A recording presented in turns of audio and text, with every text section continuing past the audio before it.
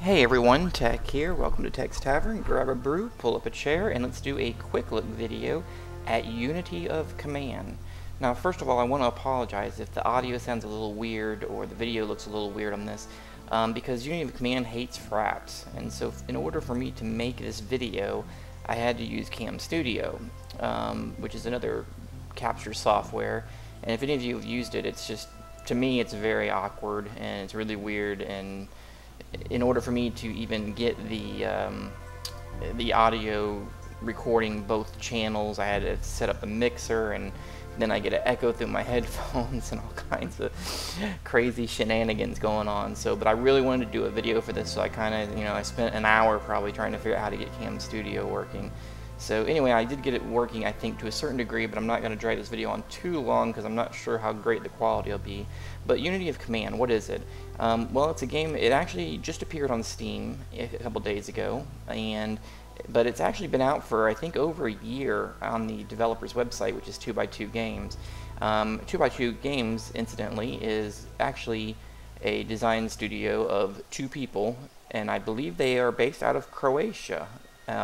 Strangely enough, and I say that if you're familiar with my LP series on Crusader Kings 2, I'm playing as Croatia on that series. So, but what it is it's kind of in the vein. It's a hex, board game, war game hex-based strategy game, kind of in the vein of like a your Panzer General style of game, and very similar to board games. And to give a quick 10-second deal, some of you may know because I've leaked it a few times in videos, I'm big into board games as well.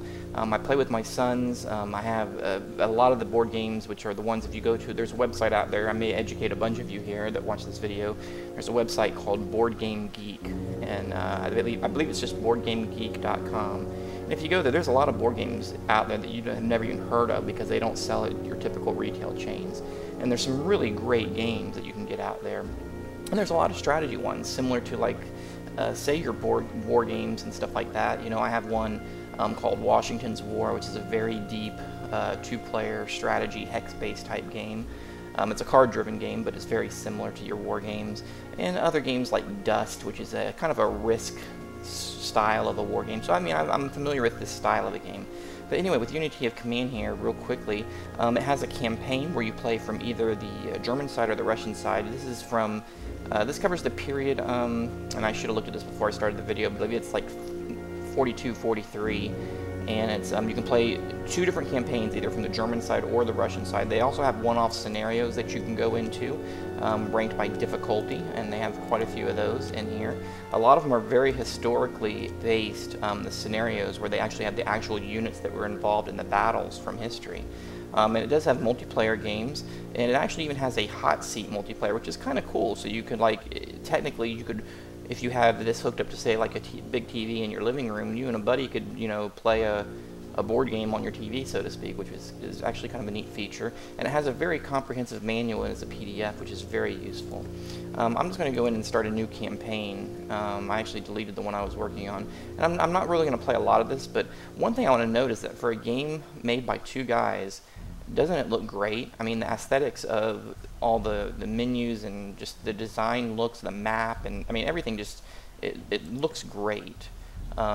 Very, very impressive for such a small, supposedly, development studio of two people is what my understanding is. I haven't heavily researched 2x2 Games, so I don't know exactly how true that is, but that is what I've heard, that it's two guys in Croatia. And my understanding is they originally submitted the game to Steam quite a while ago, like say 6 months or so ago, and Steam actually rejected them for whatever reason. I mean, I'm sure there was probably some small detail that their files didn't adhere to or whatever. I don't think Steam actually even gives a reason most of the time if they reject somebody. But I guess they got rejected. And then I'm not sure if they actually just got in because, I don't know if this was a green light submission or if I think Steam just finally gave in and let them put it up. And you can currently get the game on Steam. I think I got it for $15, I think. This load time takes a little while to go on the first one here, but I've noticed that if you're in the game and you're playing it and then you're switching to different loads or scenarios or whatever, it's much faster after the first load. That is something that I have noticed. So this should load up here pretty quickly, and we'll kind of give you an idea of what's going on with some of this stuff here. Hopefully. And I mean, like, even the visual style, just like the loading and everything. I mean, you can just look at the you know, the card here, so to speak, for the scenario briefing. It's just graphically, you can definitely tell that somebody involved, one of the two guys, has a very good graphics design background, because it looks really great. So anyway, here's the game, and in this particular scenario, I will show you here. We have 3 objectives to capture here, which I'm highlighting these by holding down the O key, and it's showing you that I have to capture these 3 objectives, and if you look here at the top left, I have 9 turns to do it. If I don't capture all 3 of these within 9 turns, then I will fail the scenario. And you can get different levels of wins based on how quickly you're able to accomplish the objectives. Now, there's also a prestige system built in, which the prestige you earn as you play. They start you off with some, and then you earn it as you play, depending on what kind of victories you get. And the prestige can be used to call in reinforcements and reserve troops and things like that. So that's kind of a neat system where you can kind of save it up, you know, through the campaign, or use it a little bit here and there. You know, there's a lot of options to how you can do that. You can see real here, it's kind of neat. At first glance, you may think it looks kind of cartoony as far as the way the units are represented, but I mean, they're detailed actually very well and look really good. So, you know, I actually like the look of it. And when you click on the units here, you can see I'm playing as the German units, and you can kind of see the front lines here. So, I mean, the Russians, you can kind of see the area that they control, you know, colored in the pink here, and you can kind of see where the front line is at. And if you hit this key, you can kind of see these are like points of control. So when you take these points with the flags, you will see the front lines shift. And this has a big effect on your supply lines. This game's a lot about, if you've played Hex Wargames, you know, they've lightened some of it. I mean, it's not as heavy as like a Panzer General or even a, you know, like a Hearts of Iron. This game is purely on the tactical level. You're not dealing with a lot of the other items. You're doing the tactical battles. But one thing that it does pay attention to is the supply source. Here you can see the different supplies, and you have to keep your troops supplied, because if they fall out of supply, they become completely ineffective and can get overrun very easily.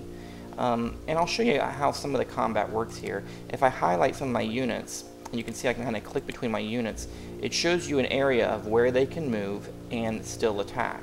Now I can change this to max move, and the range goes out, but then it will not be able to attack. So you kind of have 2 movement options there.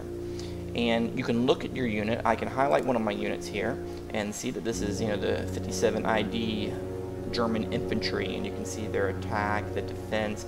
It's really good about all the mouse overs. You can see here all the details. These are called steps here, which actually designate how many units are in that particular infantry. So that has 6 units, which I thought it was supposed to be in typical 107, I thought. I don't know why these, I guess it's 6, and then sometimes they can have a special unit, which makes it 7. And you can see here, like, here's a, you know, 3rd Panzer Division, German Panzer, and again shows you their attack and armor level. And this one is a veteran unit, which gives it a distinct advantage. And you can see here when I hover over enemy units around me, you can see how it does like a little nice highlight there. And then you can see the card there in the top right changes, which that changes to show the odds of the fight. So this is saying that if I, with this veteran Panzer Division, if I attack this, what is this guy? Let me right click out here. This guy's a Soviet infantry, okay? If I was to attack him, it's showing that the prediction is I would lose 0 units, he would lose 3 units. There's a 70% chance of a retreat, that he'll retreat after the battle. There's a 10% overrun probability, and then it shows a lot of other details based on what the bonuses are that I'm getting. This is kind of showing what your attack or combat value is, which is based off of that there's 4 tanks, each one of them has an attack of 10 times, so 10 times 4 is 40. And, you know, it does the same math for this, and then it shows also that he is getting a negative because of bad weather benefits, which you can see the weather benefits by doing the highlight map as well. So So just for an example, now one thing you got to do is you got to kind of get an overall battle strategy. I mean, I know I'm not going to show this whole scenario on this particular video, but you know, you got to have a strategy of how you kind of, there's a lot of in this game of attacking, then retreating, pulling a stronger unit in to attack again to continuously weaken a particular unit. And I'll kind of show you an example. Here he has a, right here he has a veteran Soviet cavalry. Now that's one of the only veteran units he has, so that's somebody we want to get rid of. So for instance, I could take here, I have 3 air attacks to use every turn. So I could use one of my air attacks on him and try to soften him up a little bit. So we'll go ahead and use all 3 on that veteran unit, try to soften him up. Now, when I softened him up here, you'll notice that it's showing 2 red units here and then 5 gray. What the gray ones are meaning is they're suppressed. So they've been fired on, they're ducking behind a tree, they're not very combat effective right this second. There's 2 guys that are up, heads up, guns up, ready to go, but 5 of them are ducking behind rocks and bushes and stuff. So that gives you a little bit better chance of attack. So here you can see if I attack with this particular unit right here, this German infantry, it's saying that I will lose 2 and he will lose 1. Well, that's not very good. Let's look at this guy. Same thing, 2 to 1. However, if we take this guy and say move this guy out, or we'll move him back to here, and we move this tank over here. Well, this tank is 0 to 4. Okay, so now we just killed 4 of those guys. Let's look at the infantry again. Now, look, it's 0 to 3. So now this infantry can go ahead and mop up and clean that guy up. We can go ahead and advance up into here and push the line back a little bit. Okay, and then we can take this tank. We want to kind of preserve our lines here a little bit. Well, I guess I actually kind of screwed that up. I didn't want to move that tank out of there. But you get the general idea. I can move this tank up here, have him attack here. That's 0-7. I wiped that entire unit out. I'm preserving my line here to keep pushing back, because one thing is with the supply lines, I don't want to get cut off. If they get out here and they push the line out and it cuts off the supply line from here, then all of the supply drops off and then you start getting in trouble. So that's kind of how some of that works. So, and you can kind of see, like down here, for instance, another thing to show you is, like, you'll notice these units here along this southern border down here, they all have this little orange symbol, has like a little down arrow shovel is what it is. If you click on one of these, you'll see that they're entrenched. So they have set up a defensive line here with all these infantry troops across here and have them entrenched. Well, attacking entrenched troops is like suicide. If you look here, if I try to attack even with this German infantry, which is a good infantry, they're a 4-3, and if you look at these guys, they're a 2-2. But because they're entrenched, it makes it where I would actually lose 4 units, and they would maybe get 1 unit suppressed, which is what this little gray circle means. So that's a suicide maneuver. I mean, you're not going to make out on that. So what you have to do is you either have to soften them up. If they're entrenched, you can soften them up with troops that have an engineer in the ranks, or you can you know, bomb them with air attacks or hit them with tanks, which tanks will usually override that. So like right here, this particular tank, you can see this guy's entrenched, but I'm still going to take out 3 of them. So, and he actually retreated. Now because he retreated, watch this, you can see the front line here. When I move this tank into here, you can see the front line pushes back. And that's the whole goal. You want to push these lines back and get to the objectives and try to flank and do things like that. So like this guy here, he doesn't have a very good odds on this. But if you look here, one strategy here would be, these guys are all entrenched. So what you could do is I could take these troops and move them around, because over here on this end, these 4 are not entrenched. This guy is a weak unit. He's only got 3 guys and hasn't really seen much battle. Like, well, he's got a standard. But one thing to do would be to shift all these guys around and try to shoot through this gap right here and just go around. So I could sit here and do stuff like, okay, I can move this guy here, push these lines back.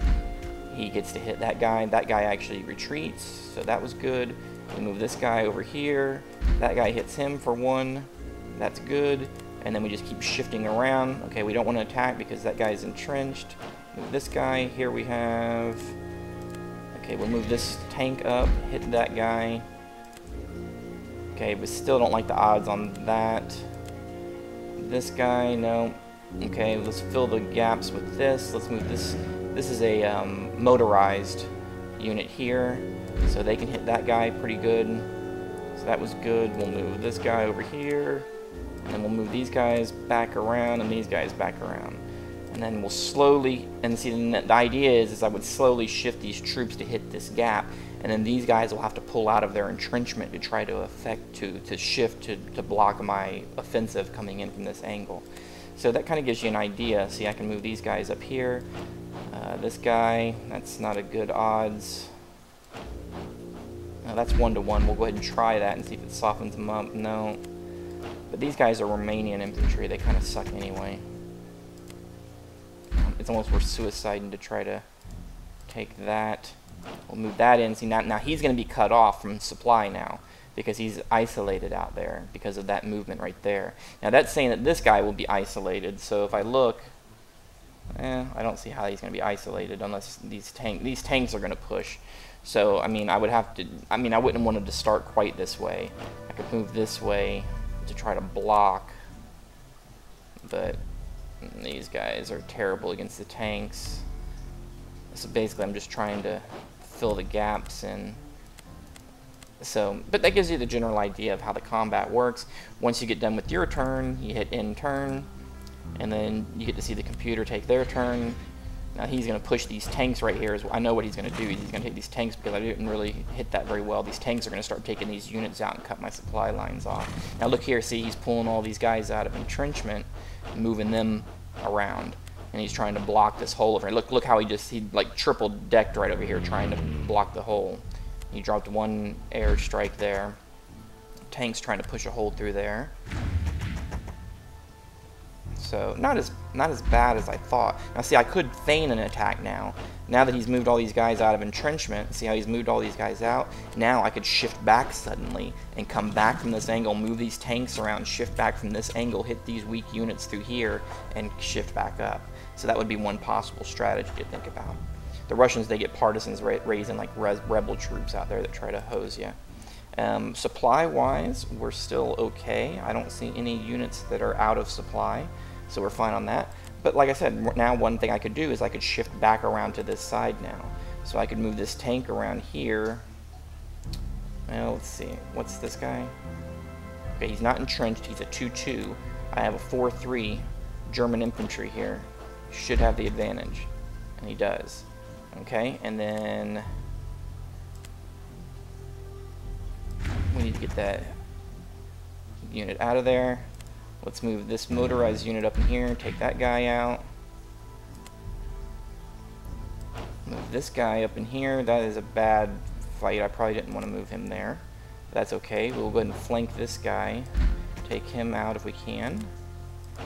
With these guys. Okay, we destroyed them. So now we're flanking really good into this side. We were able to take a couple units out, including a cavalry unit.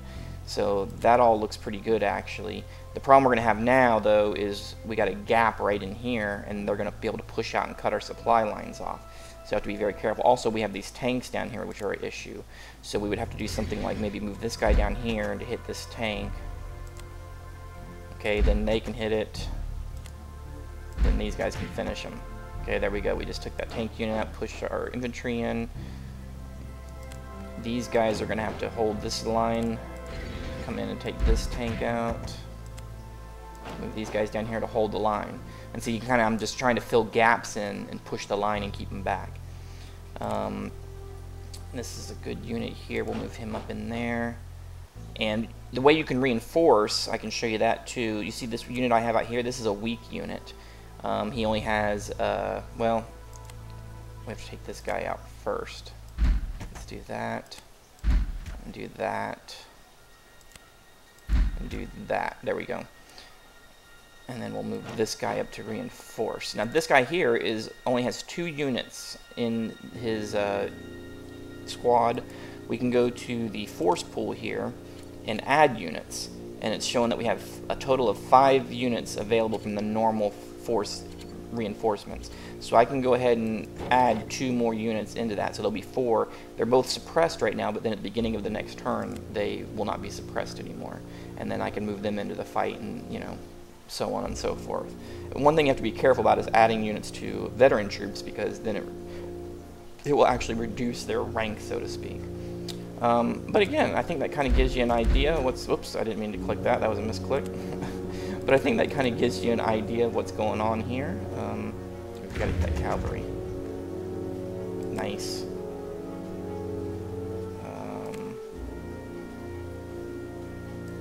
Put that in there. Now see this guy here, this guy has like a veteran, or has a special step, which is a T-34. So this is like 6 infantry with a little T-34 tank moving along. So you got to be careful of stuff like that because it looks like an infantry unit, but it's not. So I would actually lose in that fight. So you got to be really careful about some of those kind of maneuvers. That would be a win fight, possibly. And none of these are guaranteed. When you're looking at this, it's just giving you an estimate. It's saying you'll probably lose one, they'll probably lose one.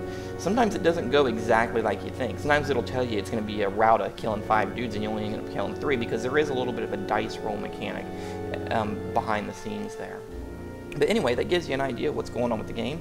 If you like board games, if you like Panzer General type stuff, if you know who GMT Games is, as I saw somebody said, this should be right up your alley. I like it, and I'm really enjoying it. I can tell you one thing, too, that the AI is no pushover. It has been kicking my arse.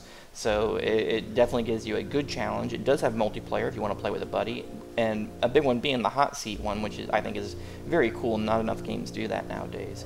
So anyway, that is all, and like I said, it's a really cool game. It's on Steam now. You can get it for about $15, I believe it is on sale for Unity of Command from 2x2 Games.